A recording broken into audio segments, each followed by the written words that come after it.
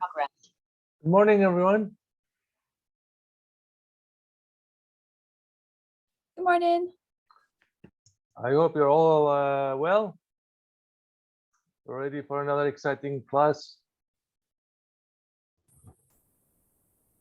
Question on the chat, midterm, date for the midterm. So it's our class during our class period and the week after reading week, during regular class time. Okay, I should answer that. Do you have any questions or comments before we begin? In the syllabus, the midterm is written as March 9th, not March 2nd. Oh, that must be a typo. But it will be our first class after the March break, after our reading week.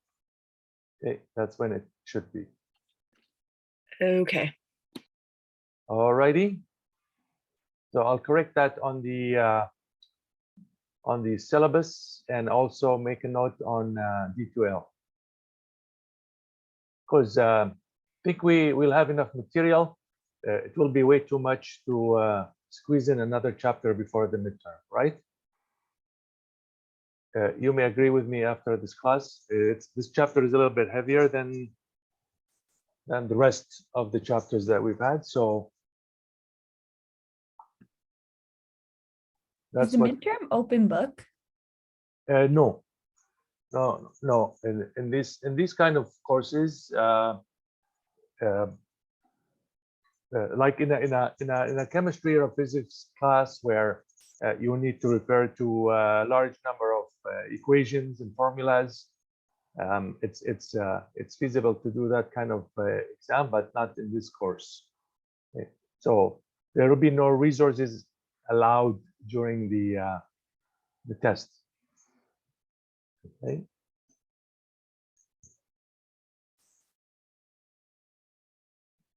Right.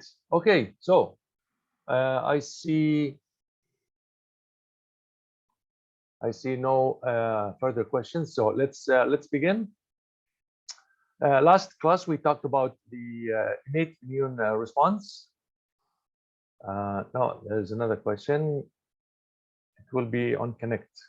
Yes. It is not an open book test, and it will be done through Connect.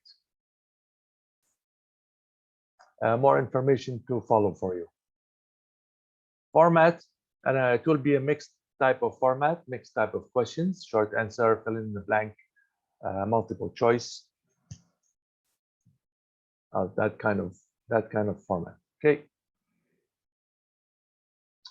Right. So last chapter we talked about the innate immune response, and we did mention that one part of that response is in fact or overlaps with the specific or the adaptive immune response, which we will cover today. Specifically, in the last chapter, we talked about macrophages and dendritic cells, cells that are able to engulf particulate or microorganisms, break them apart and display or present parts of those microorganisms. Those are what we will refer to as antigens.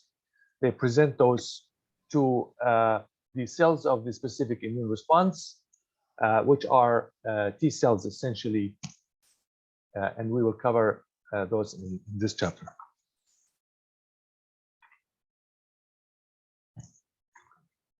Right. So a slide about the brief history. It's quite interesting. In fact, there are entire courses, by the way, about history of immunology, history of medicine, and so forth. The work you may recall from other biology courses, and diphtheria was one of the diseases that caught the interest of a number of scientists and physicians in the 19th century. Because of course of its potency, and in fact, Emil von Behring received the Nobel Prize for his work with diphtheria, a Nobel Prize in Medicine in 1901. and Rodney Porter, Gerald Edelman received the Nobel Prize, both of them a joint Nobel Prize for actually elucidating the structure of antibodies in 1972. So the whole story began with the observation that the bacteria produces some kind of a poison. At the time, they considered it a poison that is found in the blood, meaning that you could take that and put it in another animal, and that animal would get sick because of the presence of that poison. This poison was extracted by Emil Roux and Alexander Yersin, and after that it became known as the toxin. Now we know that diphtheria toxin is produced by the bacteria during infection, and it contributes significantly to the disease. So not the damage caused by the bacteria alone, but also by this toxin that is released by the bacteria. So it's a secreted toxin. And so some of the experiments they did at the time is to take this toxin injected into guinea pigs, and they find that the guinea pigs would die. In some other important advancement in that field, the discovery of the antitoxin. Some animals or individuals that survived the infection with diphtheria, their blood contained what was dubbed at the time as antitoxin, meaning that blood from the person that survived the disease would actually protect somebody else that got infected.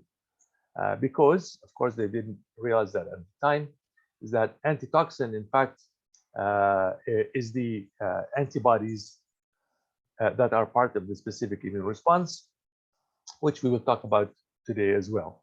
So some of the earliest experiments with these antitoxins was back in 1891 in Berlin, where a child for the first time was given this antitoxin, and the child was able to recover from the infection. So that was really the beginning of the field of immunology.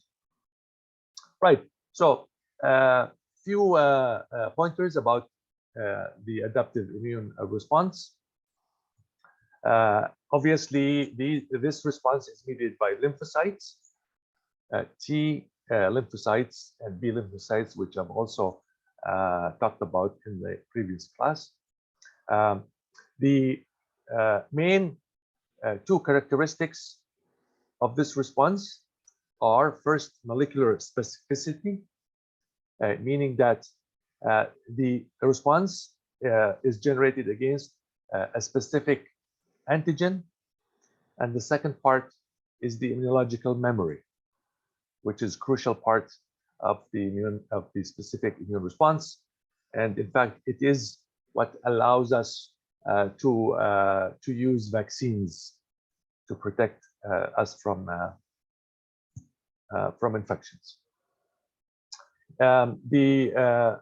Another point to mention about the specific immune response, of course, because these cells and antibodies that are generated during this response are meant to identify antigens. They need to have the ability to distinguish the foreign antigens that belong to infectious agents from our own antigens, right? Because the antigens are essentially proteins or fragments of proteins or glycopeptides, glycoproteins, and we have those molecules as well. So it is crucial that our immune system is able to distinguish between those two sources of antigens, and this is referred to as immune tolerance. Our cells will tolerate our own antigens, unless, of course, situations arise where this tolerance breaks, and it would obviously lead to situations where the immune system will attack the individual's own cells and antigens and tissues. So those are immunological diseases, autoimmune diseases, essentially. So do stop me, please, at any time you have a question. Right. The adaptive immune response is typically discussed as having two individual arms. The cell-mediated adaptive immunity, and there is the humoral or antibody-mediated immunity. The cell-mediated immunity obviously deals with the invaders residing in a self cell. So this part will attack our own cells if they were able to identify antigens on their surface that should not be there. Okay, so of course the whole idea of this process is that when our own cells get infected with a virus or a bacteria, antigens of these microorganisms or unique antigens from the cell itself end up being expressed on the surface. Then these antigens can be recognized by circulating lymphocytes, cytotoxic T lymphocytes to be specific. And if there is a contact made, then the cytotoxic T lymphocyte will actually trigger that infected cell to undergo apoptosis or self-death. And here again, the idea of this process is to ensure that the microorganism itself does not get the chance to survive inside our cells and multiply.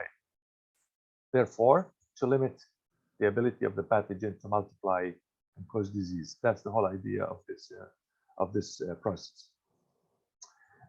There are two types of T cells that help eliminate the antigens, and they differ in their surface markers.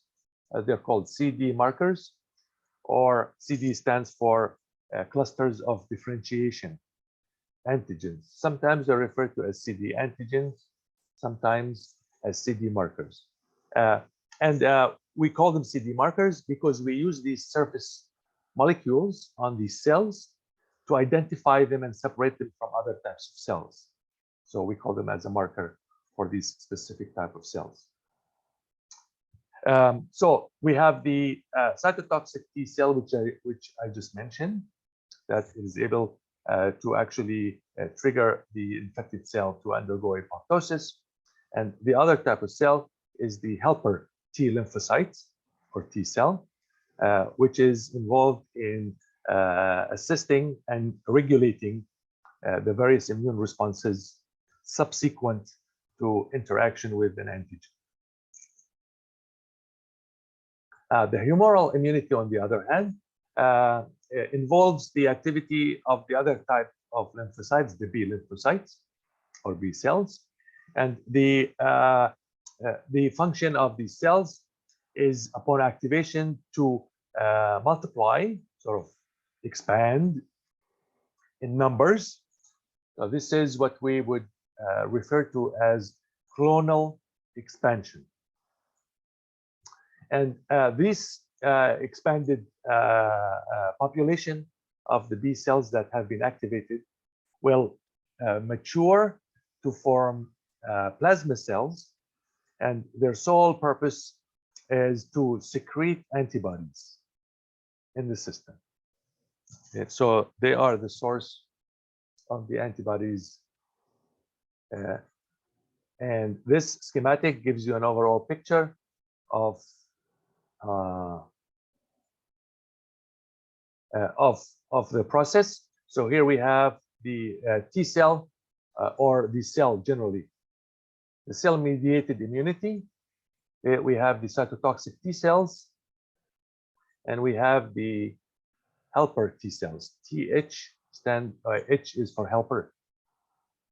Okay, and here we have the humoral immunity, where the B cells, a naive T cell before being activated, will undergo expansion, a clonal expansion, increase in number, and then mature into plasma cells, and then secrete antibodies that will have various functions.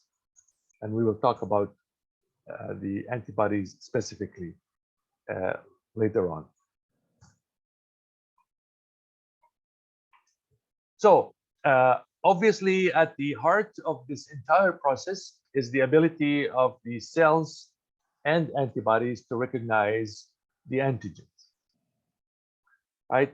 So they must have some kind of an antigen receptors to bind those antigens. And this is what we in fact refer to as T cell receptors and B cell receptors, because they both have to respond or recognize antigens. And so these are typical receptors. They're typically transmembrane proteins, just like any receptor that would respond to a signal, like such as a hormone, except here the receptor is in fact one that is involved in recognizing and binding an antigen, right? The antigen receptors on a single lymphocyte are identical. So each cell, all of the receptors on the surface will recognize a single antigen, and different antigen will be recognized by a different kind of cell. Okay. This is an interesting point. How the immune system is able to recognize the huge number of antigens that we encounter during our lifetime. Of course, we get exposed, the massive number of microorganisms that are capable of causing disease. Not only the microorganisms themselves, but their antigens, their proteins, which can be foreign to us. If you take E. coli alone as an example, E. coli is able to produce 4,000 plus different proteins. And each protein is an antigen, but it can have several antigenic determinants or epitopes. And I'll explain what that is shortly. So that's from a single bacterium. So adding all of these together, we're talking about millions and millions of different antigens. So how does our body deal with that? The trick is that our body actually, while the immune system is developing, it produces already millions and millions of different receptors on these cells. Okay, and those and this is done by, of course, genetic recombination of the gene clusters that produce these receptors. Those antibody or surface receptors that react to our own antigens are deleted from the system, obviously, so that autoimmune response is eliminated. And those that remain in circulation would typically, being in the millions as well, would typically invariably be able to recognize foreign antigens as they come into our body. And the idea of specificity here, so and I added this slide, and there's an additional slide after this just to explain this point. So these are the two arms of the antibody, and this is the antigen. So imagine that this is actually a space filling model or an electron density model of a protein, an antigen. And when the antibody binds, if you look here on the right, and you see the side chains of individual amino acids of the antibody is a protein, right? So the individual amino acids in the binding site of the antibody here actually fit very tightly in specific areas on the surface of the antigen. Okay, so that's why we have the so-called specificity. So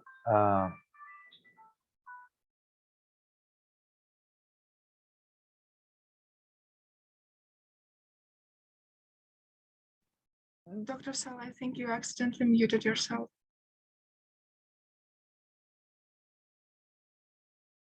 Yes, I did, Helen. Sorry, sorry. I'm gonna have to pause for a minute. Okay, stay with me. There's somebody at the door.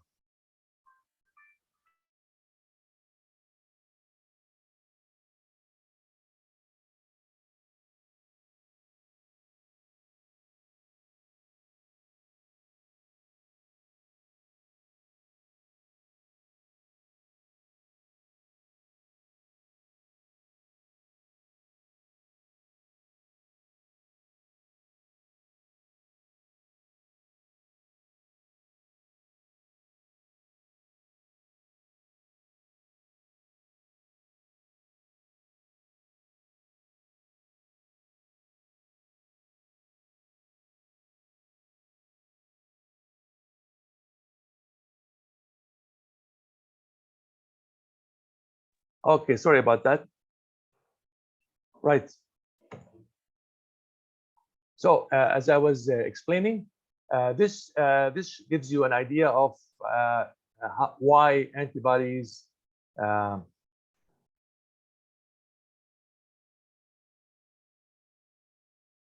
is this happening?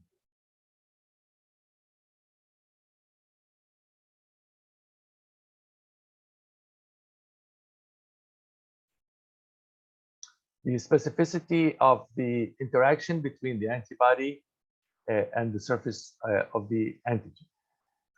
And the other thing I want to mention on this slide is that although we refer to this entire protein as an antigen, the specific part of the antigen here that the antibody binds to is what we call an epitope or an antigenic determinant.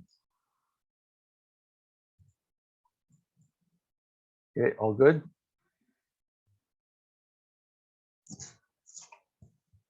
Okay. Now, this antigenic determinant or the epitope can be of two kinds. Are you seeing something in the middle of the slide there? Yep. Why is it doing that?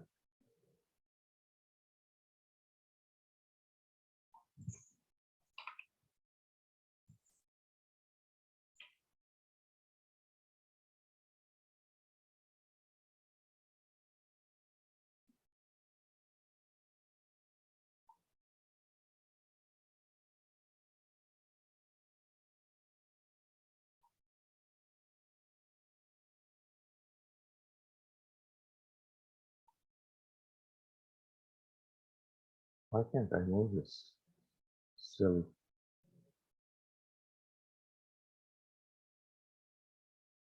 Okay, I can't seem to control this.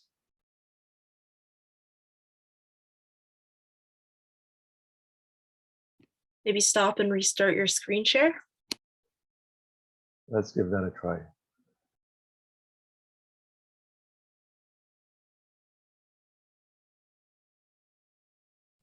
It's gone now.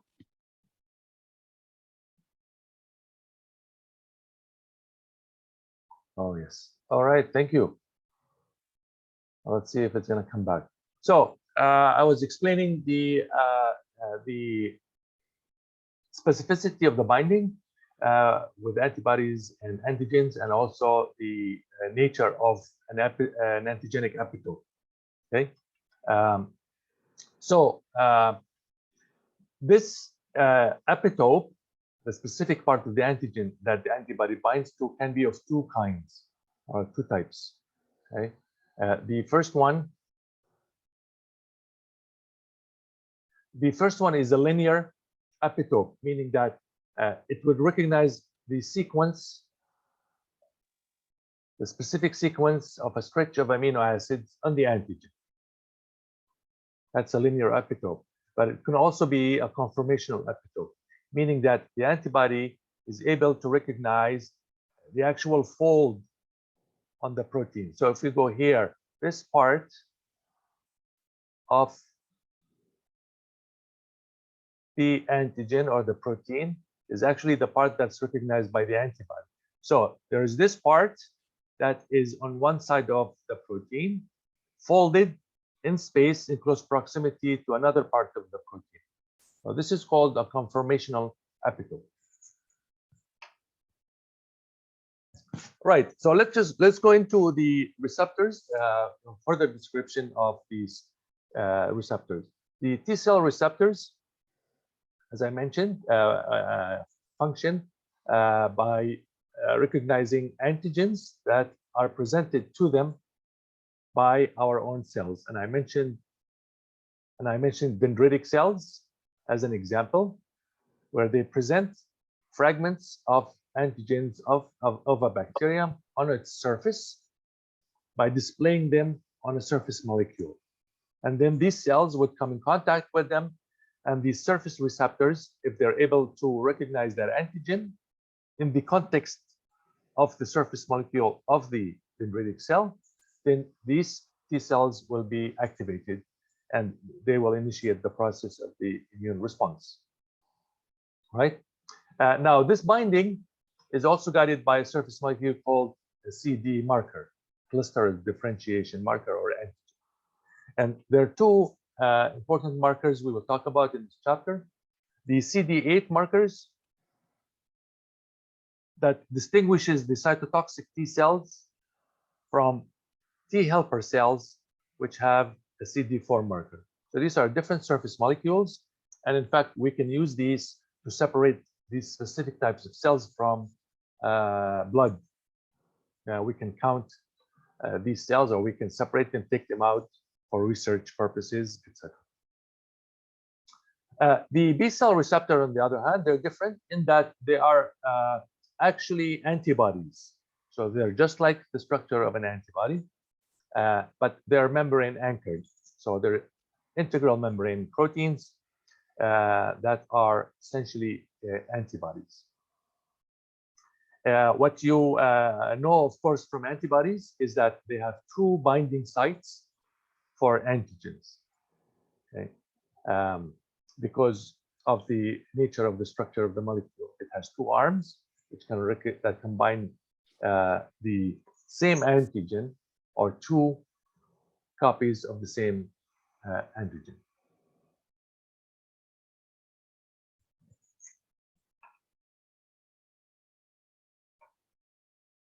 So here, schematically, we have, now think of this as an antigen presenting cell, such as a dendritic cell, but it could be any other type of cell in our system. Okay, that is also considered an antigen presenting cell. Okay, we refer to these as APCs, antigen presenting cells. Okay, so here, this antigen is presented on the surface of the antigen presenting cell, which is essentially as a receptor. It's an integral membrane protein that displays the antigen. If a T cell comes in contact with this antigen through, of course, the activity of its own T cell receptor, and here, of course, we have the CD marker, which would be Cd8 in this case, then the T cell will become activated. In the case of the B cell, you see the receptor on the B cell, again, integral membrane protein, but it's essentially an antibody, and it has 1, 2 antigen binding sites on it. The idea of immune tolerance that we touched on early on in the class, the ability of our own system to delete clones of T cells and B cells that are able to autoreact or react to our autoantigens. That is one part of the immune tolerance. This is called central tolerance. Yeah. And this takes place during the developmental stage of these cells. There is also peripheral tolerance. So think of it as a redundant system to ensure that reactivity of the immune system is minimized.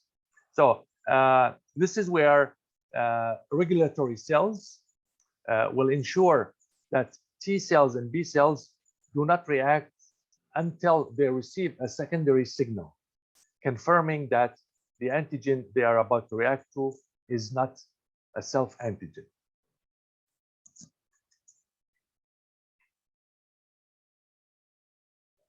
So lymphocytes are typically, before they are exposed to antigens and are activated, they are referred to as naive lymphocytes. Those that have received confirming signals. Okay, so this is the point of peripheral tolerance, the ability to receive confirming signals. Then they will become activated, in fact. And the activated cells are of two types. We have the effector cells and memory cells. The effector cells are the ones that are involved in the generation of the adaptive response, say after being exposed to a vaccine or an actual infection. Okay. Those that develop, and these typically react through these processes that we have been describing over a period of a week to 2 weeks. Okay. These, as soon as the immune response is stabilized and the pathogen is removed, then this response will die down, and these effector lymphocytes will essentially die off. These are short-lived and are involved in the primary response, which is the initial response to exposure to an antigen. Okay. There is a secondary response whereupon the system encounters the same antigen at a different time post the first or the primary response. That's called a secondary response. Now, during the primary response, there are also the memory lymphocytes that are able to generate memory against that specific antigen that they encountered during the primary response.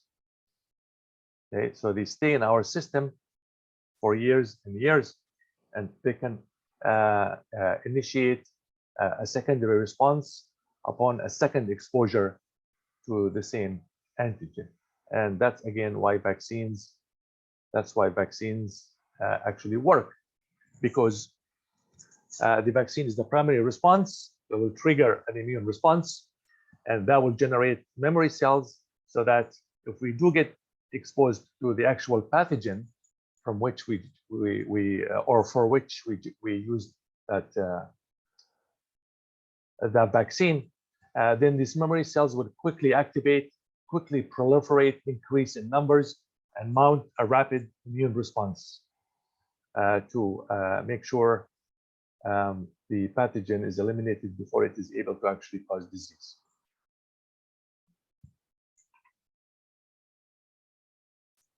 Okay, so let's look at the activation of T cells. Again, dendritic cells being key players in this case.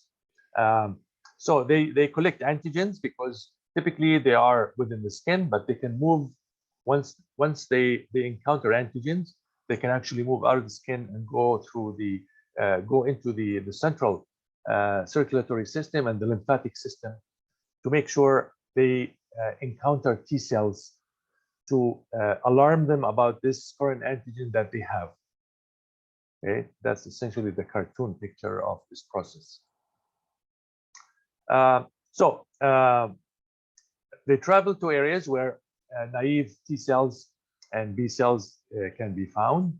They present these antigens to them, and they also produce the co-stimulatory molecules. So this is the confirming signal that I mentioned. Okay, co-stimulatory molecules. So the T cell need, in addition to its receptor engaging the antigen on the surface of this dendritic cell, they also need to be able to bind this co-stimulatory molecule as a secondary signal or a confirmatory signal that this is in fact a foreign antigen, and that will cause the stimulation or the successful stimulation of the T cell. So whether we're talking about a T helper cell or we're talking about a cytotoxic T cell, it's the same process. Once the T cell is activated, if it comes in contact with the same antigen, on the surface of our own cells, then it will be able to actually, it will activate that cell, and the T cell will secrete molecules that are able to punch holes in the target cell and essentially cause it to undergo apoptosis eventually. The same happens for the helper T cell, except of course that the function of the T cell, of the helper T cell, is not to kill infected cells or even attack antigens. They are meant to regulate the response in general, and we'll show some examples of how this regulation takes place. Includes the effect.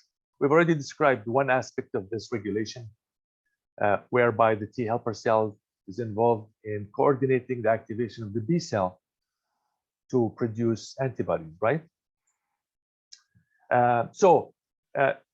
The type of T cell that develops memory from the primary response is in fact the T helper cell. Okay. And for the B cells also develop their own memory cells.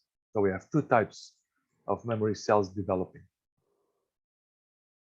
So the regulatory T cells, these also have obviously a T cell receptors, and they, from their name, again, they are involved in regulating the immune response, including the protection of our own antigens from being involved in an immune response. So this is the peripheral tolerance that we mentioned earlier. So T helper cells are obviously required for the activation of naive B cells, as we've seen in the previous slides.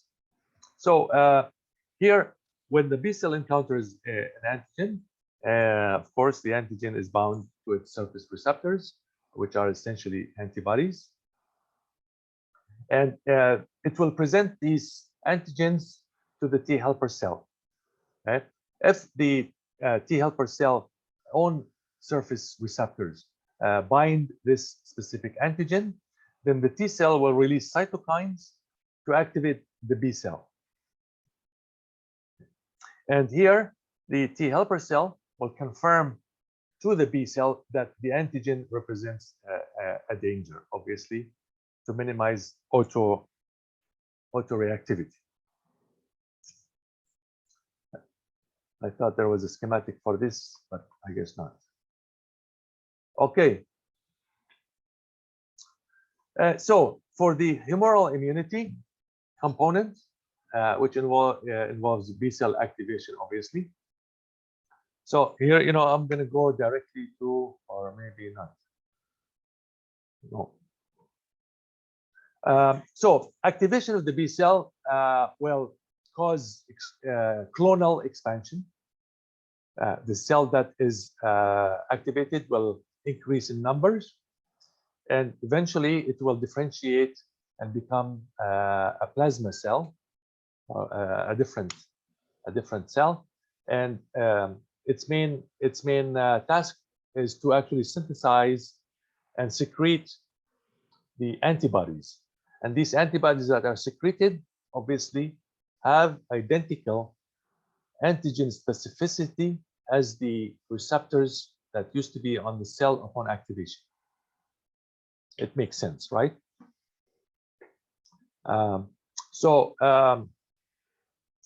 Obviously, these antibodies have their own benefits to the immune response. The structure of the antibodies, as we've seen before, it has two antigen binding sites. This region from this forking area to the tip is referred to as a Fab region or Fab fragment. And this region is called the stalk or the FC region.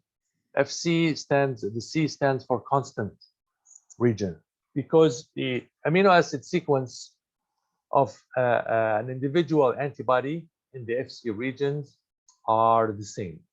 So the sequence is constant. The amino acid sequences in these areas of the Fab region, obviously, they have to vary because different antibodies will recognize different antigens. And this difference in recognition is dependent on the antibody having different amino acid sequences in those regions, because the binding or the interaction between the antibody and the antigen involves direct interaction between the amino acids in those regions with the amino acids of the antigens, as I've displayed in the earlier slides, right? So these are called variable regions, and in fact, within the variable regions, there are hypervariable regions, but we're not gonna go into that in any more details. Now, the obvious functions of antibodies, of course, we all know what they're capable of doing. Okay, I'm going directly to the schematic here.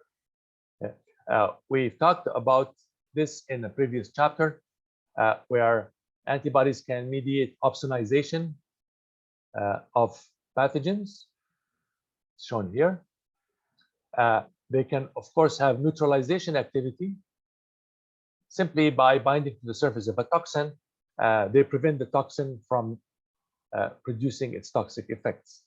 The same for a virus. They can essentially cover the virus such that the virus is unable to absorb to its receptor and therefore deny it penetration of the cell and infection of the cell. We have antibody-dependent cellular cytotoxicity, where the infected cell expressing, of course, foreign antigens. These foreign antigens are bound by these antibodies, and these antibodies can, in fact, trigger activation of a natural killer cell, which is different than the cytotoxic T lymphocyte. Okay. But it does the same thing. It will secrete these toxic molecules that will essentially cause the cell to undergo apoptosis. Because antibodies are divalent, okay, they have two binding sites. They're able to bind the same antigen on two distinct, or the same antigenic determinant on two distinct antigens, thereby causing cross-linking of individual pathogens or toxins. Okay, so this could also work in the case of toxins and viruses. And this by itself, of course, has a positive effect, because now it's immobilizing the microorganism. It's localizing it so that most of the pathogen is in the same location, and it makes it easier for our immune system to attack and eliminate those microorganisms. As you can imagine, it will be more difficult to chase after individual bacteria throughout our system. We have complement activation. Again, from the previous chapter, we mentioned that one of the ways that the complement system can be activated is by antibodies. Okay. So recruitment of complement components, and eventually formation of the MAC complex, the membrane attack complex.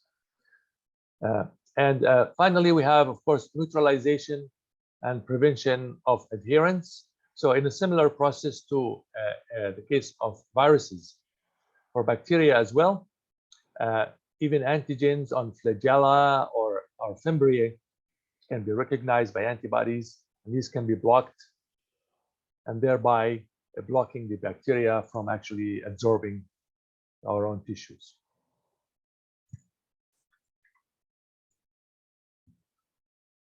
Right, so the nature of the antigens, I think by now you have a pretty good idea of what antigens are and how they look like. Okay, so these are antibody generators molecules or immune system generating molecules, hence the name antigen.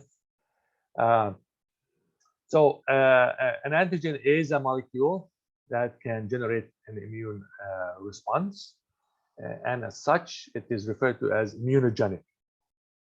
And I distinguished the features of an immunogenic molecule from a non-immunogenic molecule in the previous chapter as well. I mentioned that proteins, the glycoproteins, make very good immunogens, whereas lipids and nucleic acids don't make very good immunogens. Right? There is one other aspect to immunogens that I did not mention before, is the size. Now, let's think about antibiotics, right? Antibiotics that we take are foreign molecules, right? But luckily for us, our immune system does not recognize them as immunogenic, and thereby does not eliminate them from the system. Why does it not recognize them as immunogenic? It's because, even though they're foreign, it's because they're too small. Okay, it seems that there is a requirement, and this specific requirement is still not very well studied. It needs size to act as an immunogen. Okay, and typically this is a small protein that is, say, 20 or 50 or 100 amino acids. In fact, is too small to act as an immunogen. Larger proteins are very good immunogen. But there is one thing I can add to this. What about the idea of penicillin sensitivity, right? Allergic reaction to penicillin. Now, penicillin is an antibiotic. So why does the immune system actually react to penicillin in those individuals? And here I bring up the point of a small molecule being made artificially large by associating with a large molecule. Okay, so the small molecule, in this case, let's say it's penicillin. If penicillin associates with a large protein in large numbers, okay, such that it can coat the protein, even though not completely, but significant surface of the protein is covered by penicillin. Now, all of a sudden, because we have the size and we have the foreignness of the penicillin to the immune system, in those cases, the immune system actually is triggered and starts to attack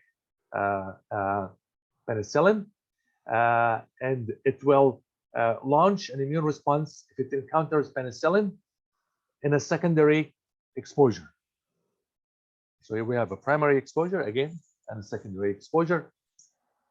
And it is that immune response, in fact, that's responsible for the reaction of allergies to penicillin.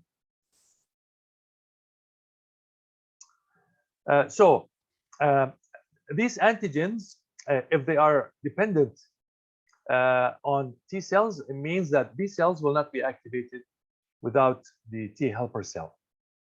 Okay? But B cells can also be activated independently of T cells. These are called T-independent antigens. These include carbohydrates, large polysaccharides, and the endotoxin, lipopolysaccharide. So these, if you recall, these are pathogen-associated molecular patterns, right? PAMs, from our previous chapter. So in this case, these receptors on the B cells act essentially in a similar way as a toll-like receptor, recognizing these PAMs.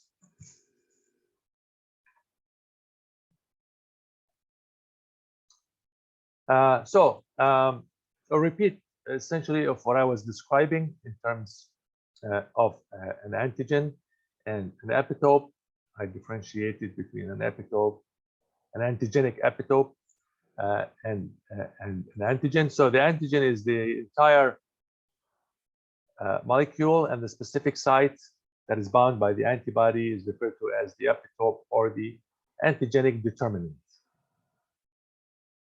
And if we're talking about a linear epitope, I mentioned it's typically a short sequence of amino acids, 8 to 10 amino acids long. And if you modify that sequence of amino acids, then you would actually generate a different epitope in that case. Okay, and you will generate a different immune response.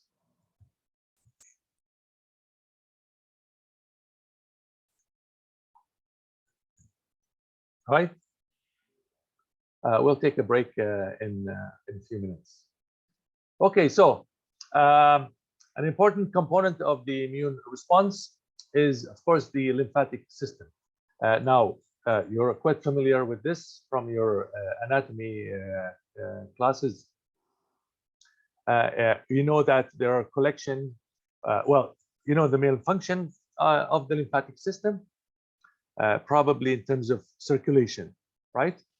So it removes fluids from within the tissue and then feeds it back into the heart, into the circulatory system near the heart here.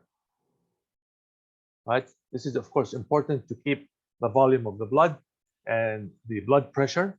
But another important function is an immunological one. So we know, for example, that there are these lymph nodes. In this case, show them as kidney structure, because they do function in a way like a kidney. Okay, fluid comes in from one direction, goes through this extensive collection of cells and tissue, then it comes out from the other side as filtered lymph fluid. Okay, now within these lymph nodes, this is where we find, so the so-called follicles. This is where we find, in these follicles, we find naive B cells and T cells ready to be activated upon encountering foreign antigen. So the fluid that the lymph system collects from the tissue to feed back into the blood, as well as the movement of antigen presenting cells such as dendritic cells into these regions, will ensure there is a concentration of any foreign antigen that's in the system. So to bring them into close proximity physically to B cells and T cells for the immune system to act on this response, right? Now, other parts of the immune system or of the lymphatic system, of course, we have the mucosa-associated lymphoid tissue within the tissue of the intestines, the skin, salt, skin-associated lymphoid tissue. There is gut-associated lymphoid tissue, and so forth. And in these, so this describes what I was just actually saying. The fluid that accumulates in interstitial tissue is taken up through the lymph vessels and is filtered through the lymph nodes to remove any foreign material that is found within the lymph fluid before it's being sent back into the circulatory system, the blood, at the entry of the heart.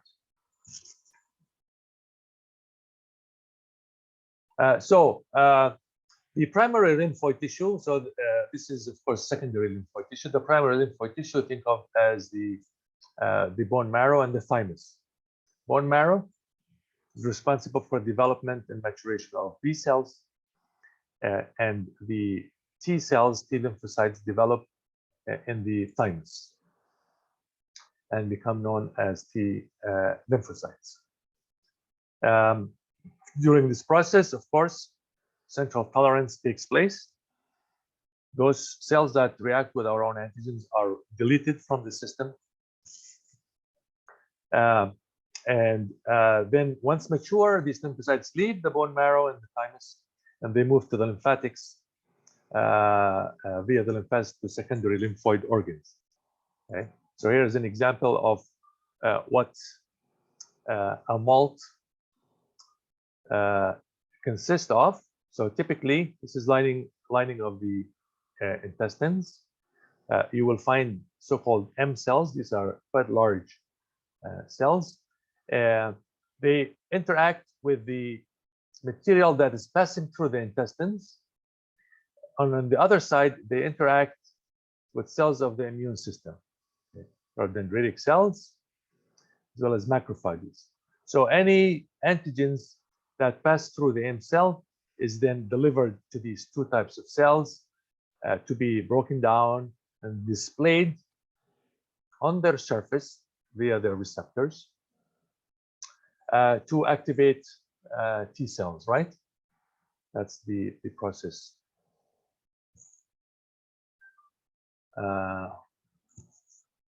of these secondary lymphoid tissues.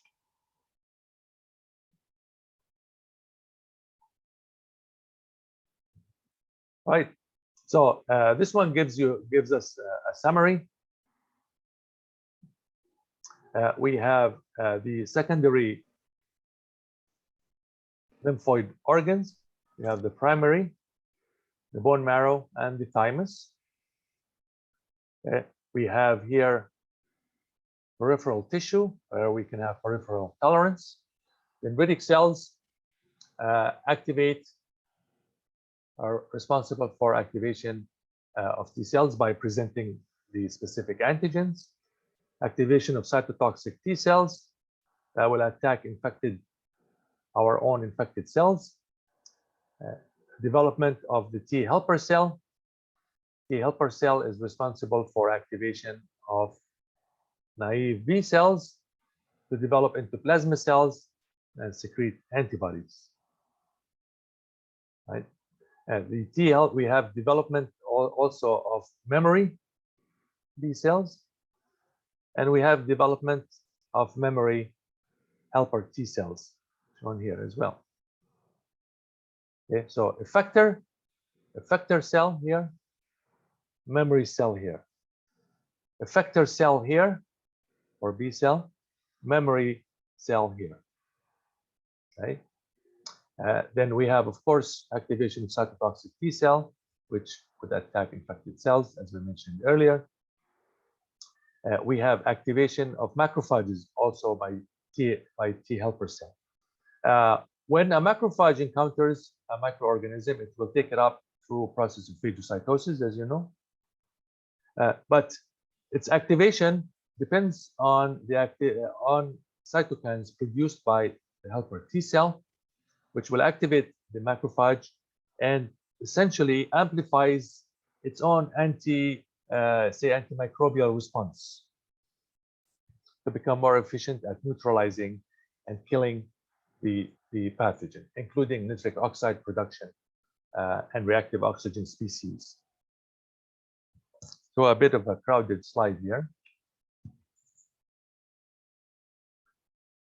Okay, so we are about halfway through, and we are at 1 hour time. I'm going to stop here for a 5-minute break, and we'll carry on after that.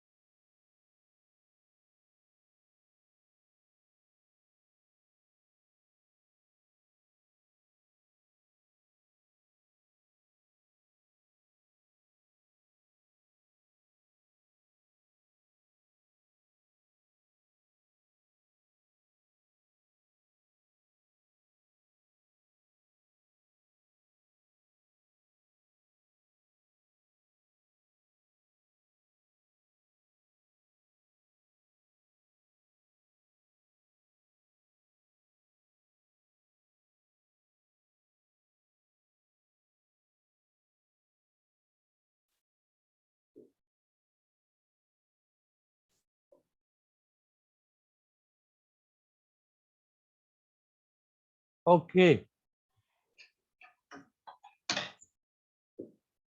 You're all back. Right. Yeah. So, yeah.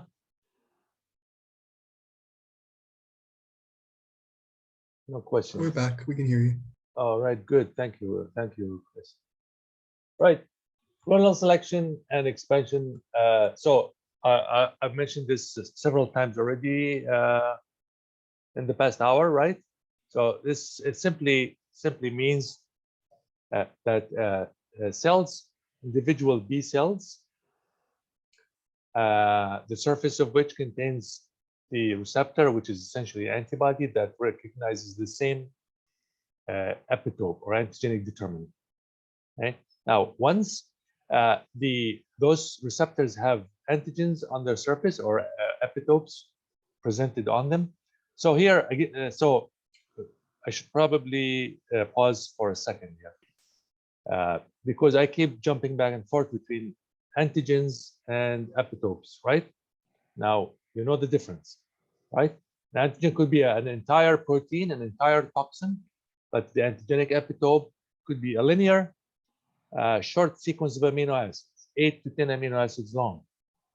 So what these antibodies present is not the entire antigen, the entire toxin or the protein, the T cells. They present only the antigenic epitope, that short segment of antibody of amino acids, right? So they present those to T helper cell, and then the T helper cell would release cytokines that will activate the B cell. And this activation involves, again, the expansion of that cell. The cell will start to divide to produce a large population of identical B cells that recognize the same antigenic epitope. And the other component of this activation, as we mentioned, is that these cells will then develop or differentiate into their final form, which is called the plasma cell, through which antibody secretion starts to take place. So now you'll have free antibodies floating in the circulatory system. And they can leave some of these antibodies can leave the circulatory system into tissue. In fact, in pregnant moms, IgG, one class of these antibodies, can actually cross the placenta to the fetus.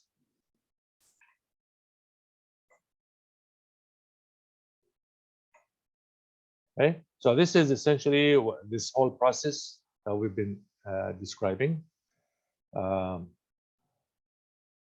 Activation.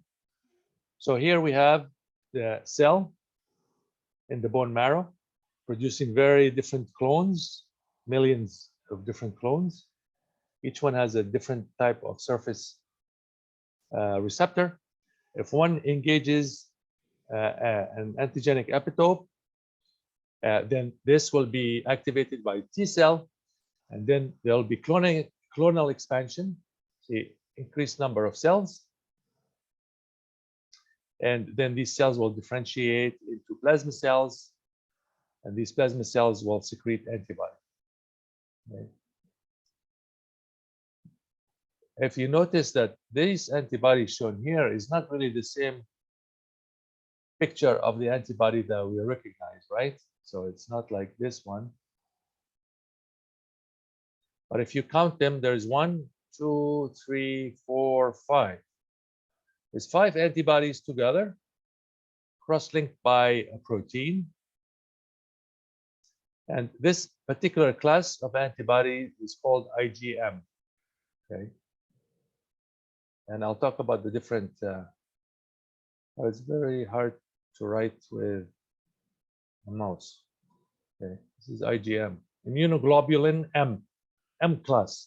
Okay. So five individual antibody molecules linked together in a pentameric form. That means this complex has 10 binding sites. on the antigen.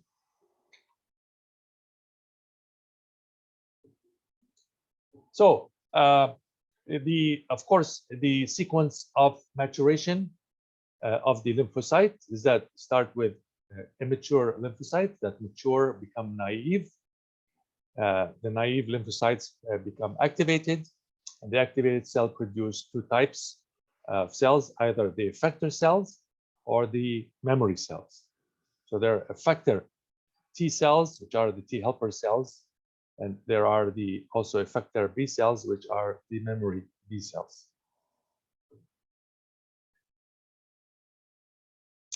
So the distinction between primary and a secondary response, that's a very important difference.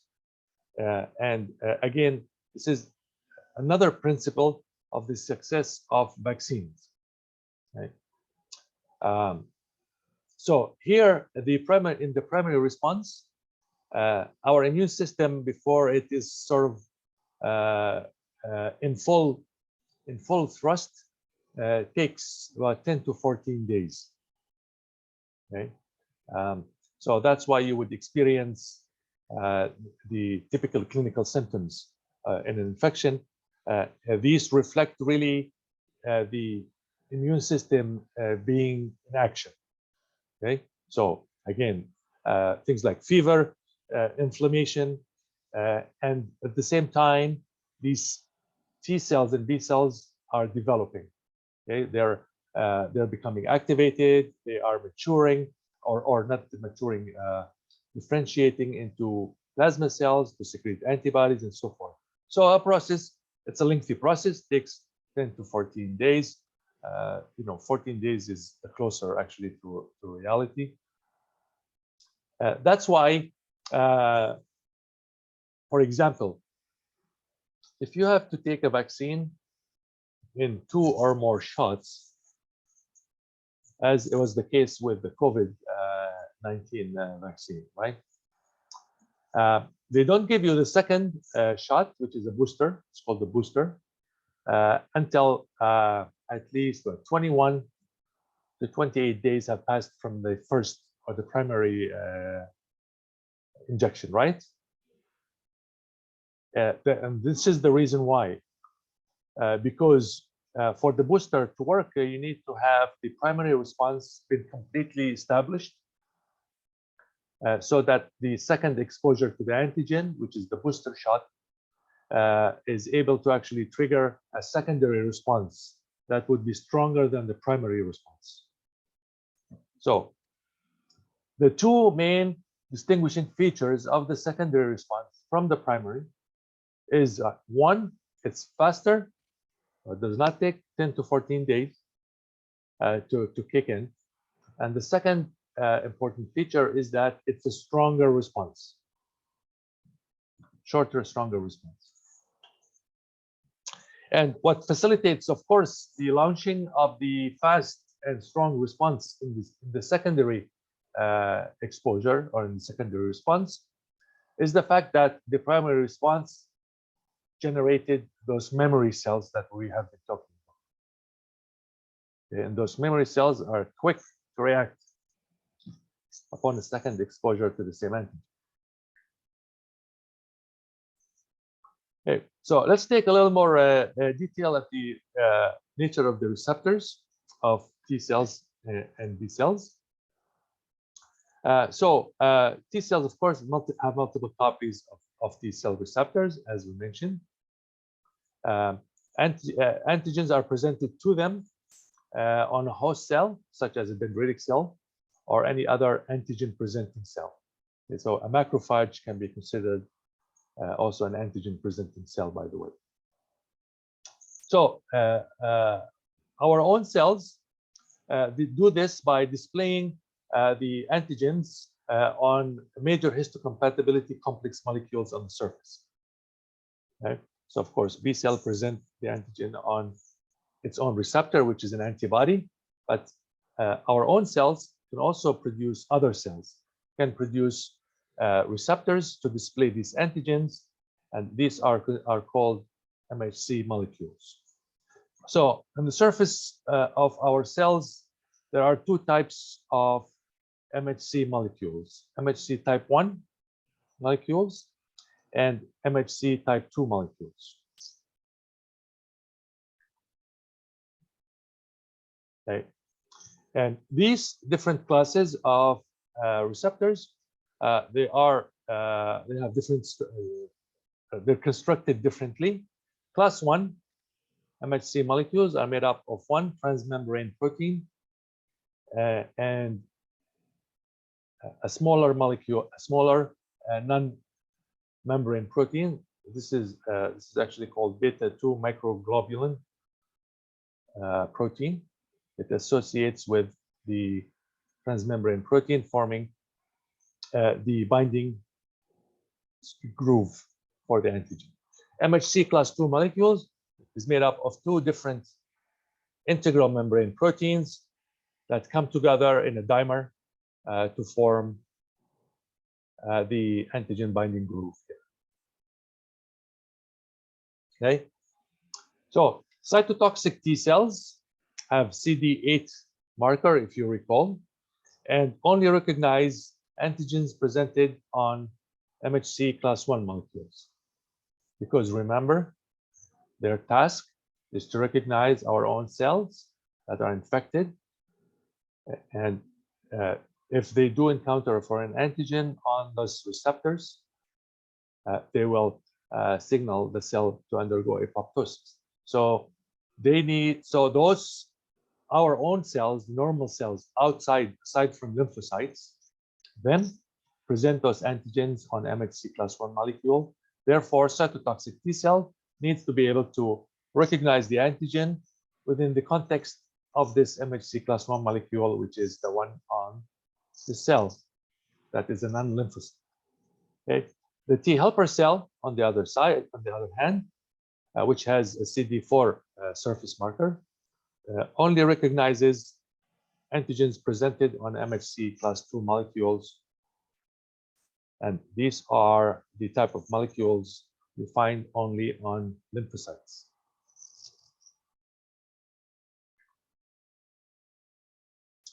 So, dendritic cells, being an antigen presenting cells, can activate T cells. So once they come in contact with a T cell, they will provide a secondary signal that's called the confirmatory signal to confirm the T cell that this antigen is foreign. And I've mentioned this earlier. The dendritic cells can also make use of the toll-like receptors, which allow them to bind molecules that are atypical antigens, such as pathogen-associated molecular patterns, such as the LPS, polysaccharides, nucleic acids of viruses, RNA, and so forth. What's unique about antigen-presenting cells, particularly dendritic cells, is that they're capable of presenting antigens on both MHC class 1 and MHC class 2. So they have both of these on their surface. So the T cell is activated by the co-stimulatory molecule as a confirmatory signal that the antigen is in fact foreign. If there is no co-stimulatory molecule that's presented on the antigen presenting cell to the T cell, then the T cell does not get activated. And in this case, we refer to the T cell as being anergic T cell. And it develops into a regulatory T cell instead of a T helper cell. Right? This is, of course, part of the peripheral tolerance that we mentioned early on. So Treg, T regulatory cells, of course, play a very important role in more complex aspects of the specific immune response. But we're not going to go into that. Actually, you'll learn more about that in a specialized immunology course. All right, so this is what happens if you have, here we have a co-stimulatory molecule on the surface of this antigen-presenting cell. You have MHC class 1 molecule presenting, or MHC class 2 molecule presenting an antigen. Then the Cd4 positive T cell, which is the T helper cell, or the Cd8 positive, which is the cytotoxic T cell, will engage the antigen, but also recognize the co-stimulatory molecule, and they will become activated. Okay? And the other situation where co-stimulatory molecules are absent from the surface of the dendritic cell, then activation is incomplete, and these cells become anergic. The Cd4 positive cell differentiates into a T regulatory cell.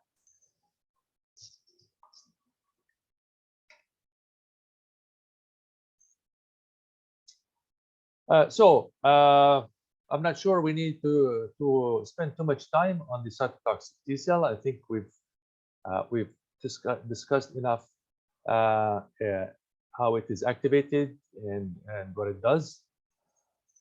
This just seems to be more and more repeated information. I will talk about this, about the Cd8 positive cell. By the way, when I say Cd8 positive cell, this is again immunology lingo.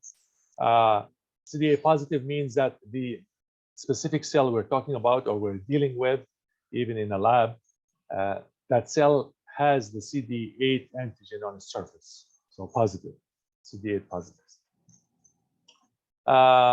Regardless, however, the type of material that this activated cell releases to induce apoptosis in the target cell are essentially membrane active small proteins. They're called perforin. So they assemble together and insert themselves into the membrane of the cell, and that of course causes imbalance of molecules between the inside and the outside of the cell, loss of ions, as well as release of proteases that start chewing up surface molecules and other molecules in the cytoplasm, and that eventually triggers the cell to undergo apoptosis. Cytotoxic T cells, by the way, they can also be involved in removing cancerous cells in the body. Now, you probably know that pretty much everybody gets cancerous cells forming during their lifetime. Okay?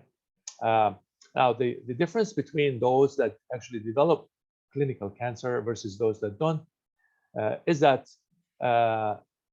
in those patients, the immune system is not capable of recognizing and killing off the cancer itself, so it develops into an actual disease or a tumor, and it develops into a clinical disease. Our own cytotoxic T cells can, in most cases, recognize cancer cells because cancer cells are transformed cells. They have some differences, obviously, from normal cells, aside from the fact that they multiply uncontrollably and so forth. They do express sometimes more abundant certain receptors than normal cells, because there's imbalance generally within the cell. They can produce more of one type of surface molecule and less of other types of surface molecules, in addition to them being, of course, able to multiply indefinitely and actually move within the body and start tumors to grow in various locations within the body. And this is part, of course, of peripheral tolerance again, and acts as an immune checkpoint to stop autoimmune reactions. So more on this process. Cd8 positive cell. All enucleated cells, of course, have class 1 MHC molecules. So our lymphocytes and dendritic cells and macrophages have both class 1 and class 2 molecules. Okay. All of other nucleated cells in our body have class 1 MHC molecules. Okay. So here we have a typical cell infected with a virus that produces virus proteins. These will end up on the surface of the cell being expressed on MHC class 1 molecule. Cd8 positive cell binds to the complex of the antigen and the MHC1 molecule on the surface of the antigen-presenting cell, gets activated. It releases the perforins and the proteases to induce apoptosis, and will also release cytokines to signal other immune effectors that there is, in fact, a foreign molecule that has been detected in the system. Okay.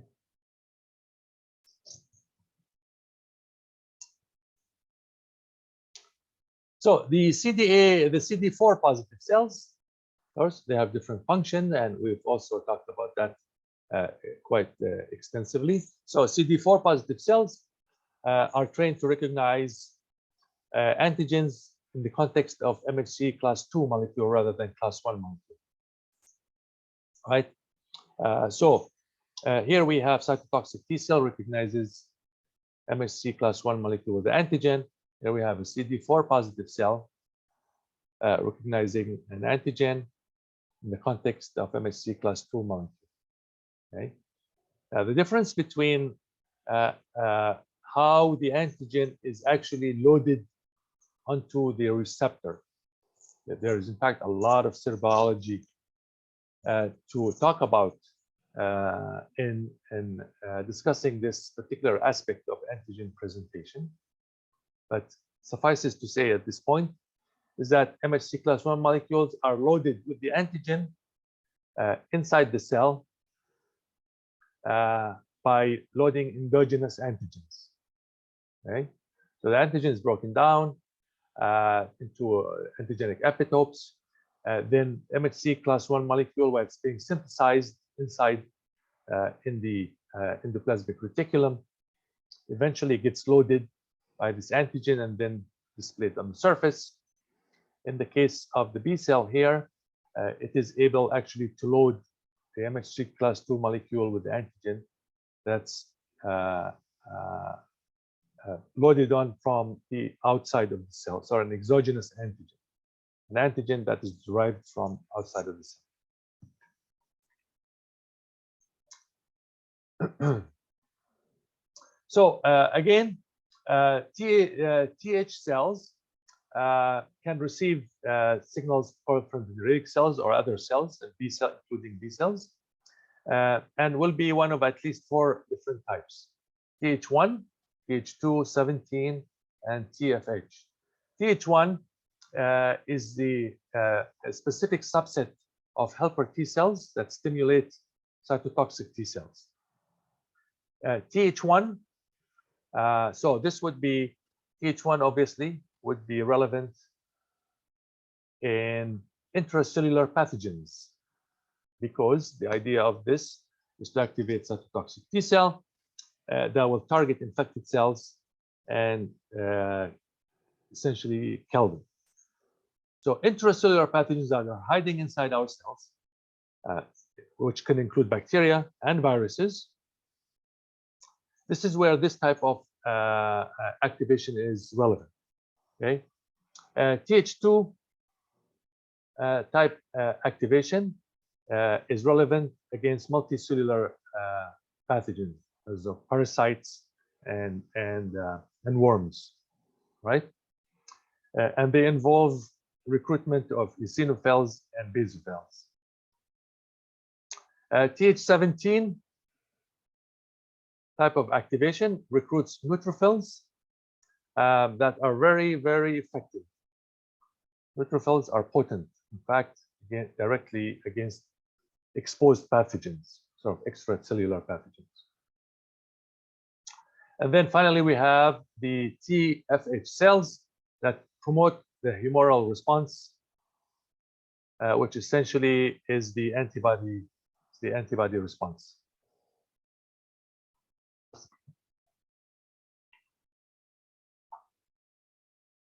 So dendritic cells and macrophages, they start the process by phagocytosis. They engulf and degrade microorganisms. The T helper cells then will activate the macrophage to become more potent, as I mentioned earlier. They produce, they become more aggressive. They produce more hydrolytic enzymes. They release nitric oxide. They release reactive oxygen species, which makes them more effective at neutralizing the engulfed microbe, right? And then the fragments from the degraded microbes and its products and its proteins are then presented on class 2 MHC molecule, obviously, to present to T cells. Okay. T cells, or macrophages rather, they are also the central players in formation of the granulomas, and I talked about these in, I think, 2 lectures back. So those kind of structures that are visible with X-ray film, we're talking about granulomas in the lung. There are granulomas that also can be visible on the skin. If it's under the skin, it becomes visible also in the skin. So the macrophage engulfing a microbe, phagocytosis, maturation of the phagosome, fusion with the lysosome, degrading the microorganism.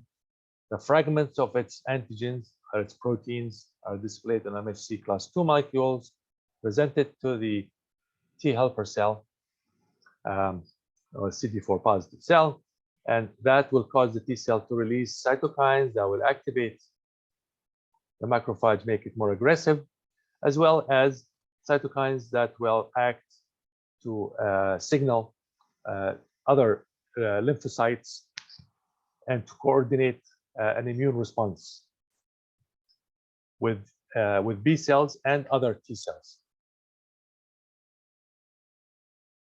Are you still awake with me there? Yeah. All right, good. So, so that means if different MHC molecules are capable of presenting different antigens, that means they have to have some kind of diversity in their binding site, just like the situation with antibodies, right? The variable region in the antibody, that's where different antibodies have different amino acid sequences, and that gives them the diversity in recognizing diverse classes of antigens. And the same for MHC molecules, obviously, because they bind by antigens, they need to have some diversity as well. So MHC molecules are also known as human leukocyte antigens, or HLA antigens. And these you may recognize as being antigens important in organ transplants, right? You know about tissue rejection or organ rejection, whereby the recipient of the organ rejects the tissue because the immune system launches an immune response against surface molecules that are human leukocyte antigens on the surface of the cells of the tissue or the organ, and that causes, of course, the failure of that organ. The diversity comes from the fact that these antigens are diverse to begin with. So you, of course, are inherited a collection of leukocyte antigens from the mother and a diverse variety from the father. And the fact that each of them, so HLA-B, for example, 1400 different alleles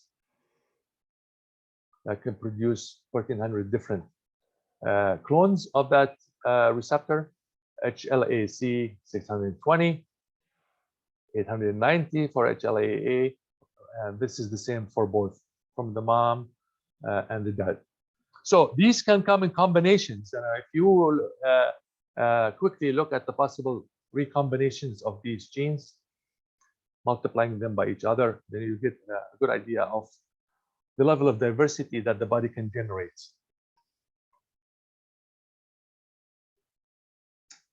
Right, so back to the B cell responses. So again, activation of the B cell takes place upon engagement of the T cell receptor with the surface of the B cell, which has the antigen, the epitope loaded onto the B cell receptor, which is an antibody. Okay, and that will trigger the activation of the T cell, which then activates the B cell by releasing cytokines that the B cell will actually receive, and that would be the signal to become activated. A crucial distinction between the B cell receptor and the T cell receptor is that the B cell receptor is able to recognize free antigens that's floating around in the system,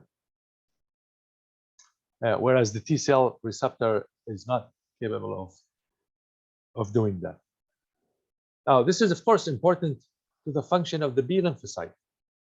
So its receptor, it needs to be able to do that because its job as a memory cell, for example, is if it encounters a circulating epitope, it needs to react to it, or an antigen that has that epitope. It needs to be able to bind it in a free form to react to it.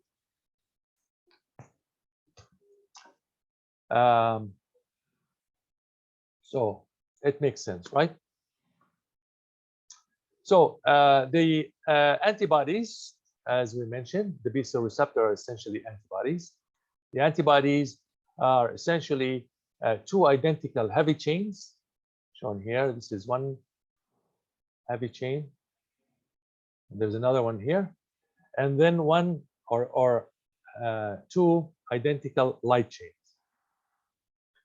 The areas that are colored in green and blue represent the variable regions of the heavy chain and the light chain. And so these fold onto each other to form the binding groove where the antigen will actually bind, or the antigenic epitope rather.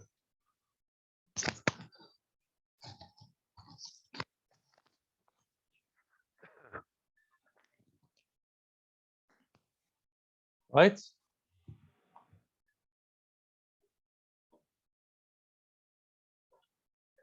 There's more on B cell activation. I'm not going to go through this slide, because it's essentially a repeat of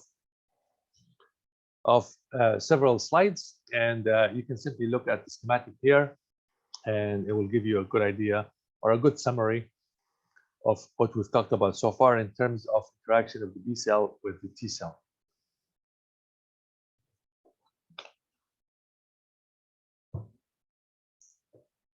All right. If you have any questions on this slide, please flag, raise your hand, or simply talk.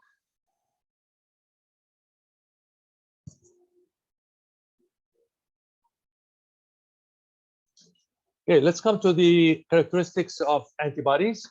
Of course, antibodies, again, they have these variable regions because they need to be able to recognize millions and millions of different antigens that may come in contact with our system, right?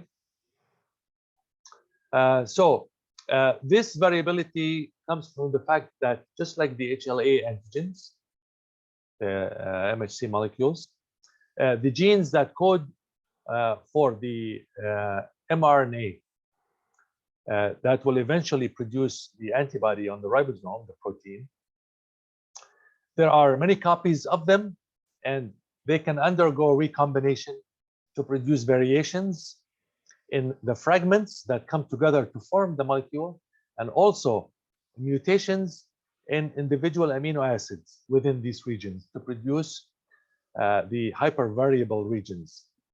that I touched on earlier. The different classes of antibodies,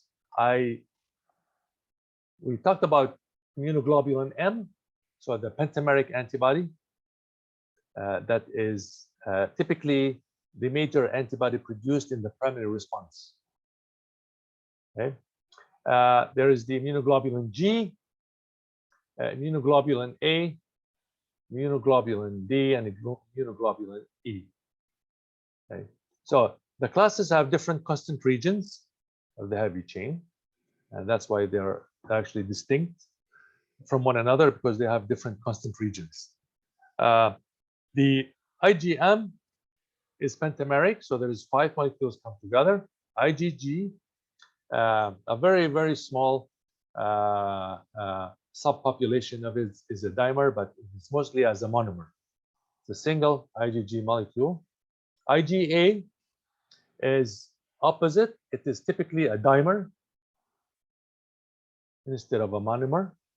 IgD and IgE exist mostly as monomers. Okay. So the IgM, the antibody first secreted by B cells, plasma cells rather, in the primary response. Okay.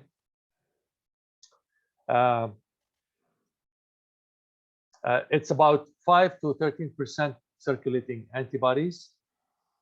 Okay. It's pentameric, 5 molecules, individual antibody molecules come together, thus producing a complex that has 10 antigen binding sites. Because of that, it's fairly large. I mean, the individual immunoglobulin, such as IgG, is typically about 150 kilodalton. Okay. So in a pentameric form, the IgM multiply 5 times 150, we're talking about 750 kilodalton, and that's considered large. That's a very large protein. So because of its large size, it is unable to cross from the bloodstream to tissues, right? So it's very effective in the bloodstream because it does not need to go through and operate outside the circulatory system. It is most efficient class in triggering the complement system, again because of its large size and the fact that it combines several complement molecules simultaneously. The IgG, the most dominant type of antibody, in fact, in the circulatory system, 80 to 85% total serum immunoglobulins. It's small enough to actually exit the bloodstream into adjacent tissue or to cross the placenta to protect the fetus during development. Another feature of IgG is that unlike IgM or even all of the other antibodies, it's long-lived, okay, with a half-life of 21 days, and that's considered long. In fact, longer than any of the other classes of the antibodies.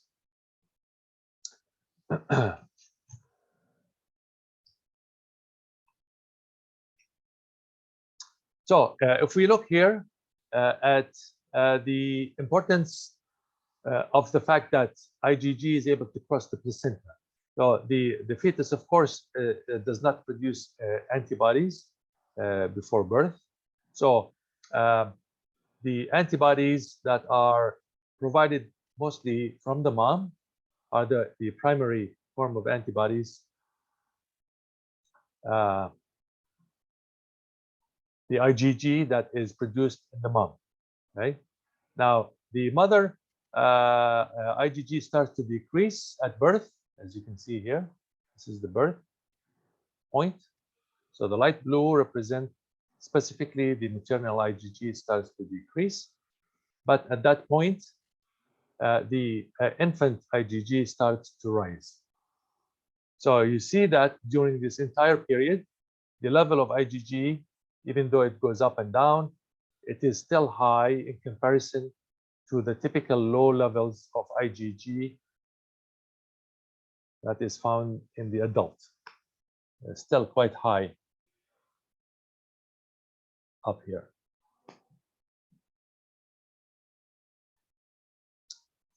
IgA is known as a secretory immunoglobulin,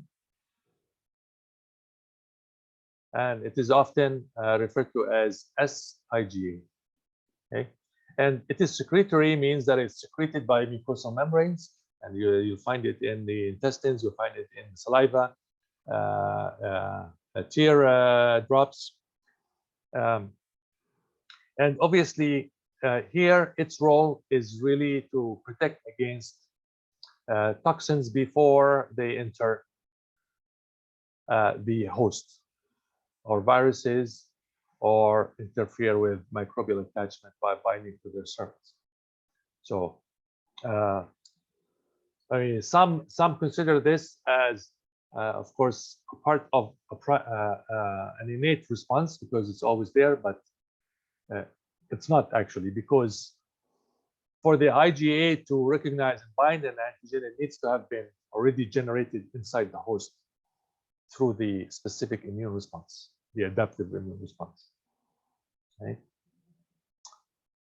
So produced by mucosa-associated lymphoid tissue, and it has a secretory component. That's why it's called an S-IgA. Actually, there's an additional small peptide that binds to the antibody. It's also quite prominent in terms of abundance, 10 to 13% of serum antibodies. IgD, very small amounts. Also the same for IgE. Less than 1% of serum immunoglobulins, and IgD is involved in the development of antibody response. Its role is not very well elucidated, so there is in fact quite a bit of active research in that area today. IgE, you may recognize this as the antibody that mediates allergic reactions. So it's a very low level, typically. It's also mostly bound to basophils and mast cells. Obviously, cells that have granules in them, and these granules would have different cytokines, but includes histamine, which is the mediator of allergic reaction. So once this surface molecule binds an allergen, obviously the cell is activated. It will degranulate and cause the release of the granules, which some of which would contain histamine. So obviously these cells will react to chemicals bound to normal harmless food. So this takes me back to the idea of penicillin sensitivity, allergy to penicillin.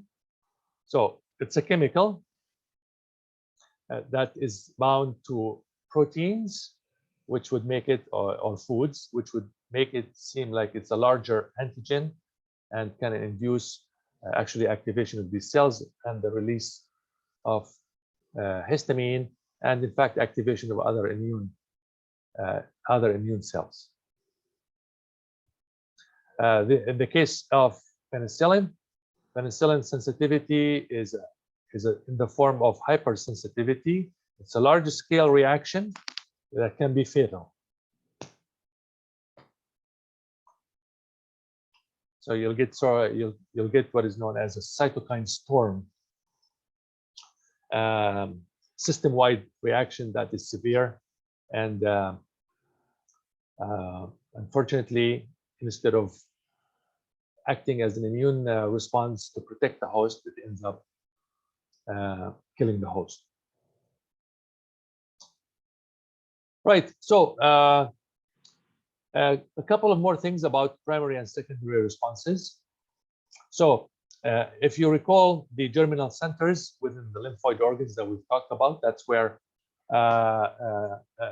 naive B and T cells can come in contact with antigen-presenting cells and be activated. And within the process of development, these cells can undergo two processes. One is called affinity maturation, and one is called class switching. Okay? So affinity maturation is represented schematically here. You have a cell that has an antigen on its receptor, antibody in this case. So we know this is a B cell, right? So the B cell can divide, and the binding affinity of the receptor to the antigen in the population that's produced varies. Some cells will be weaker, have weaker affinity, others will have stronger affinity. Then after the second division, the same thing happens. Some or subpopulation of the cell develops or produces receptors with higher affinity. It's represented here by the 3 pluses. And this can then expand to produce population of higher affinity receptors than the initial one. Okay, this is the process of affinity maturation. Now, antibodies, or these receptors, binding to their antigen is one of the strongest protein-protein interactions that we know. Their binding affinity is in the order of 10 to the minus 11 or 10 to the minus 12 molar. Very, very small or very strong binding affinity. The other process, class switching. Now we know the different classes of antibodies. We know that IgM is the first type of antibody that's produced by B cells in a primary response. But eventually, the cell will switch to an IgG, for example. If it's in the lymph node, if it's in the mold, it will switch to IgA so that it can secrete that antibody across the mucosa to the lining of the intestines, right? Or through the lining to the interior of the intestine. So the difference between primary and secondary responses. Okay, so there's something. I was going to go directly to differentiating the two different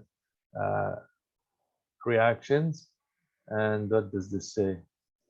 Become memory, specialized maintaining memory response. We all know about that. And I'll go to class switching, the basis, the molecular basis of class switching. Okay, so in the B cell, okay, the genes, the components of the receptor, which is the antibody that make up finally the molecule, are in different regions on the chromosome. Okay, so imagine here we have the variable region, the DNA sequence that codes for the mRNA containing the variable region, which eventually will give rise to the amino acids of the variable region of the antibody. Okay, and then we have the constant regions of the different classes of antibodies. So a simple switch shown here. Okay, the IgM is typically the first one to be produced because it is the first constant region downstream in the DNA from the variable region. So these would simply fuse together, producing IgM. When class switching is triggered, okay, the DNA between the variable region and the IgG constant region is deleted. Then these are then fused together to give you this. So now IgG is the first constant region downstream of the variable region. And voila, the cell will end up actually producing IgG. So these would be transcribed in the same mRNA. There will be mRNA processing, whereby this is deleted, and these two fragments join together to form the final mRNA, which is then translated on the ribosome to produce the IgG protein.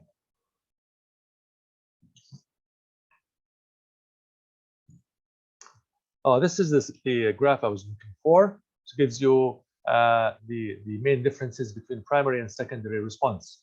So the first difference is that the first immunoglobulin produced in the primary response is of the class IgM. And the second important point in the primary response is this level of antibodies produced here. Okay? The concentration of antibody. This is the maximum. In the secondary response, on the other hand, I look at where the maximum is. Okay? So we have a very big difference in how much antibodies we have in the circulatory system or in the system in general. And also, if you were to follow this before it actually goes down, and here we are talking months. So the secondary response is also long lasting. So three differences. First, primary response will produce IgM and generally low levels of all antibodies. Two, secondary response produces a higher level of antibodies. And third is a longer lasting reaction.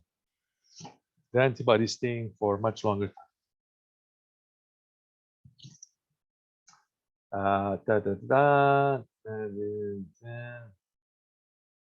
Elicit future exposure elicits an even stronger response. That's a secondary response. So you have your booster, your first booster or your second booster shot in the vaccine, essentially.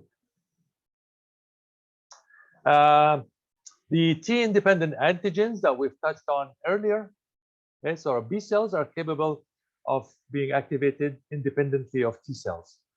And that's where their antibodies are sort of cross-linked, if you will, by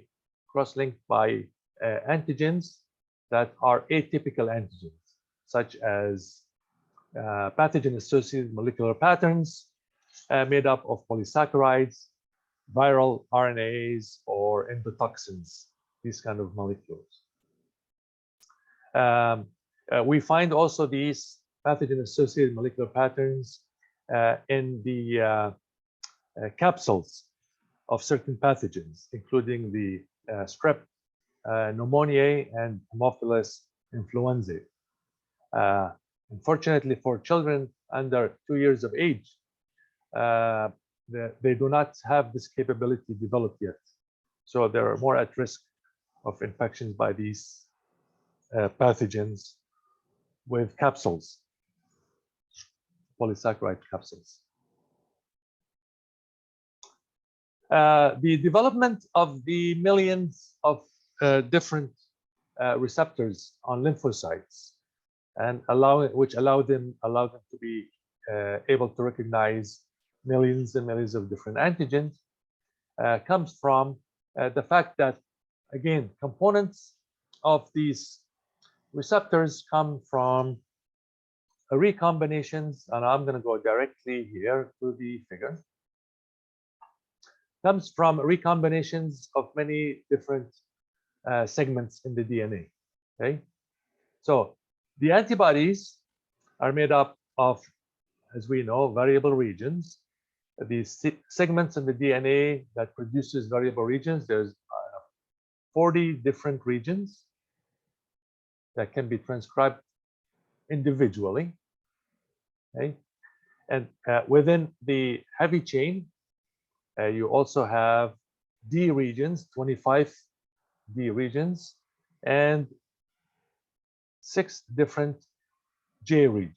So this is the J chain that facilitates association of the light and the heavy chain. So this is all in the variable region, and then we have the constant region. The constant region does not have to be so variable. So we find fewer copies, of course, of the constant region. So in a maturing B cell, a specific B cell, deletions of the DNA, various deletions to the DNA, can produce specific combinations of V, D, and J regions. In this case, V3 region was fused to D1, which was fused to J2. So this produces the variable region, and then the constant region is transcribed along with the segments in between. Then messenger RNA processing takes place, and then these two are fused together to produce the final messenger RNA to give that specific antibody with these specific sequences of amino acids in the variable region, and so forth. So these can continue to mutate and change to produce the millions and millions of different specificities on the surface of the lymphocytes.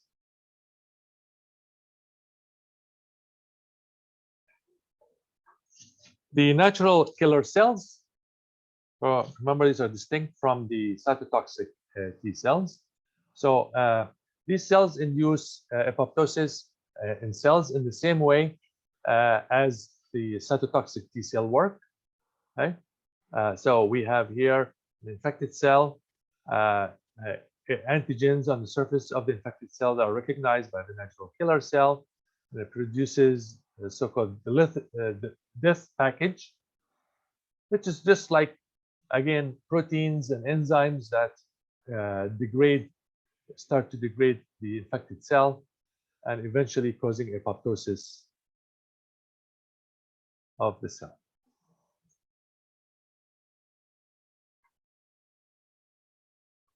And it looks like that was the last slide in this heavy chapter. Are you still awake? Hi, everyone. Still with me? Still here. All right, good. I can see from the numbers we've lost a couple of students. So any questions on this stuff? How you find it? Is it Somebody in the chat mentioned if we should focus on the textbook for this or the slides for the midterm studying. Which would you think is best? no, definitely the book. So the way I suggest that students study for this kind of material is that the slides that we use, I know the lecture is recorded and you may go back to it, but if you try to really write down everything I say, you probably end up writing as much as the chapter in the book anyways, because I know I talk so much, I even get tired of my own voice. So the material that what I mentioned and what I discussed, a very small component is actually from outside the book, but it's logical and it makes sense, and it's in the recorded lecture anyways, or in the highlights of the slides that I use during the lecture. So use the slides as a guideline. Okay, so for example, I have this slide here talking about natural killer cells. I know it has most of the relevant material shown here, important points, but you need to go back to the chapter and read up the more details about natural killer cells that are in there.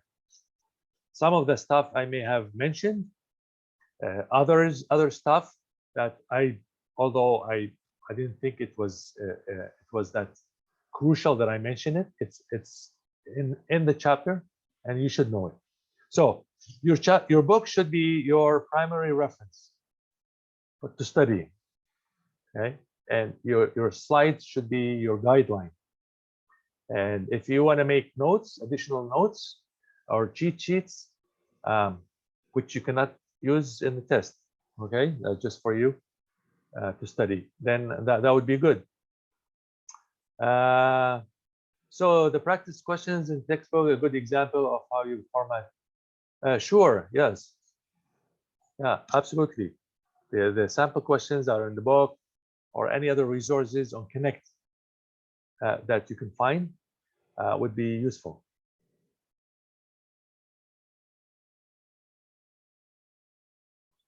Any other questions? Going once? I have a question. Go ahead, Chris. Could you just clarify for the class switching of antibodies, what determines like the deletion of the DNA segment? Oh, well, this is the process. This happens during the development in the bone marrow. Okay, and it is part of the differentiation of the cells. So it's a developmental system that is quite complex and involves many different signaling pathways and changes in gene transcription. So it is not, I mean, I would take an entire lecture describing only that developmental stage of the cells that leads to the variation in the sequences of the variable regions in antibodies. But it is essentially developmentally driven. It's not environmentally driven. And it involves changes in gene expression of a large number of genes and many intersecting signaling pathways. That's just beyond the scope of our course. But if any of you end up taking more advanced immunology courses, even here at Laurentian, I believe there is a 4th-year course from Chem Biochem. Well, now we're in the same school, actually, School of Natural Sciences, but it's a chemistry course. I think it's called Biochemistry of the Immune System, a 4th-year course with Dr. Kumar. So that course, I mean, all it talks about is this kind of stuff. And I'm sure Dr. Kumar at that point will venture deeper into the details of how these variations take place. Thank you. You're welcome, Chris. Is the additional review part of the midterm? So which additional review? Referring to the beginning of the course? Yes. Yes, the review material at yes.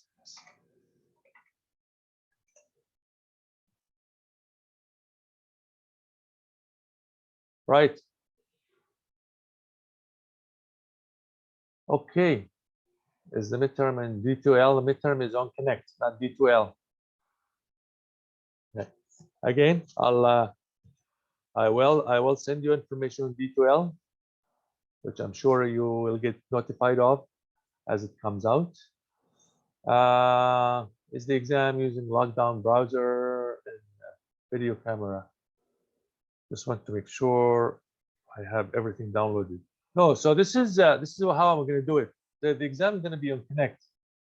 Okay. You're welcome, Teresa. So the way I will do this is that the exam will be on Connect. You're going to log in, start the exam. But I'm going to have you, everyone, on Zoom. So we're going to sign into Zoom as if we're having a class. And I'll have you all on camera. And at the same time, you will log into Connect and start your exam. So I'll be with you during the test, and I'll be able to also answer questions if you have about the test as we're doing it. Good.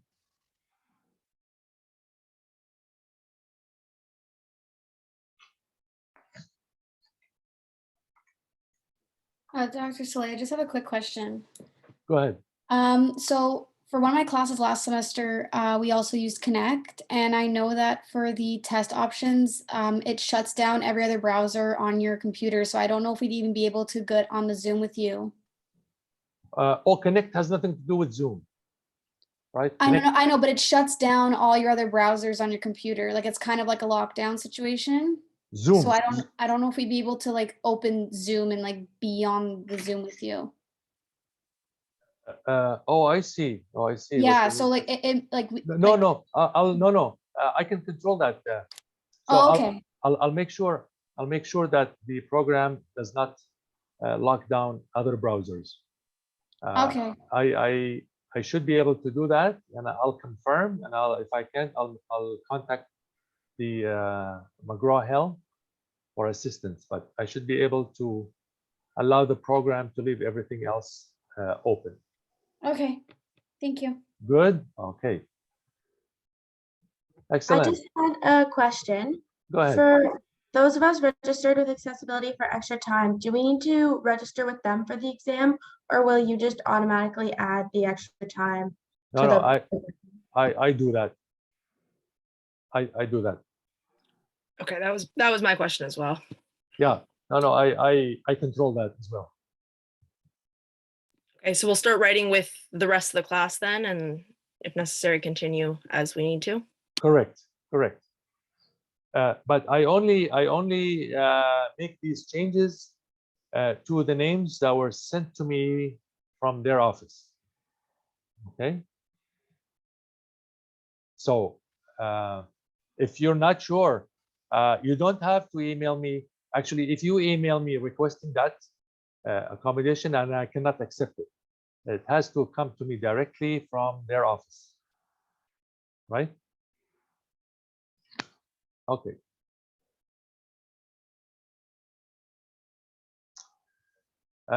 Do we have the full 3 hours for the midterm, or just for no? You're not. No, it's not a 3 hour. It's not a 3 hour exam. Yeah, this is typically done for final exams. No, this one we will have actually 60 minutes only. It's not even 1.5 hours. You'll have 60 minutes. 1 hour.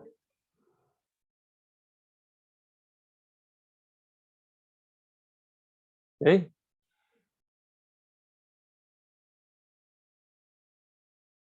Right. I think I'm not receiving any more questions. Yeah.